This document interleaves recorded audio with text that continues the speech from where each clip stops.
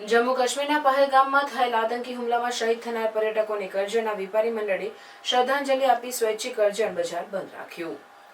અગાઉ 22/4/2025ના ગુજારા દિવસે જમ્મુ કાશ્મીરના પહેલગામ ખાતે જે ભારતીય પર્યટકો ફરવા માટે ગયા હતા, જેમાં નરાધમ આતંકવાદીઓ દ્વારા પર્યટકો ઉપર ક્રૂરતાપૂર્વક ગોળીબાર કરી મોતને ઘાટ ઉતારતા સમગ્ર દેશમાં શોકની લાગણી વર્તાઈ છે। ત્યારે તમામ ભારતવાસીમાં આક્રોશ છે, જે બાબતે આજરોજ કરજણ નગરમાં પણ Karjan fertilizer and pesticide association, શાક માર્કેટ એસોસિએશન, વાળંદ સમાજ એસોસિએશન, અનાજ કરિયાણા એસોસિએશન, સાડી માર્કેટ એસોસિએશન, આ તમામ એસોસિએશન દ્વારા આજરોજ સમગ્ર કરજણ બજાર બંધ પાડવામાં આવ્યું હતું। તમામ વેપારી એસોસિએશનને સ્વૈચ્છિક રીતે બંધ રાખીને જે ભારતીય પર્યટકો શહીદ થયા છે તેમને 2 મિનિટનું મૌન રાખી ભાવભીની શ્રદ્ધાંજલિ અર્પી કરજણ બજાર બંધ રાખ્યું હતું અને આ નરાધમ આતંકવાદીઓને સખતમાં સખત સજા થાય અને શહીદ થયેલા પર્યટકોને યોગ્ય ન્યાય મળે તેવી સરકાર પાસે અપીલ કરવામાં આવી હતી। પહેલગામમાં જે આતંકવાદી હુમલો થયો છે અને જે ટાર્ગેટ કિલિંગ કરવામાં આવ્યું છે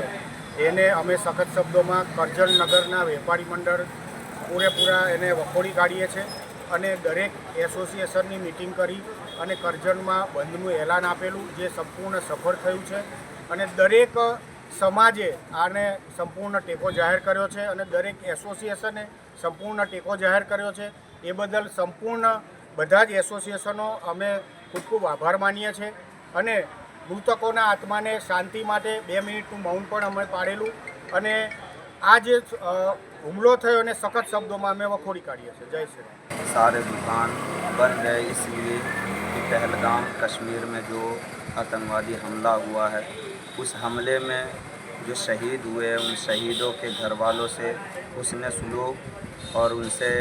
जो हमारा दिली लगाव है, जो हमदर्दी है, इसके लिए हम आज करजन बाज़ार पूरा बंद है और हम उनके साथ हैं। और जो इस हादसे को, इस आतंकवादी जो अंजाम दिए इस घटने को, उनसे एक सरकार से निवेदन है कि उन्हें जल्द से जल्द पकड़ा जाए और उन्हें उनके किए की सज़ा दी जाए, जो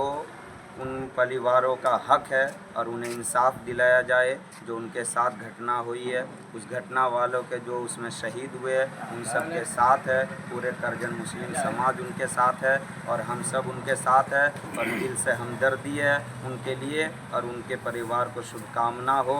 ताकि उनके लिए जल्द से जल्द इंसाफ मिले।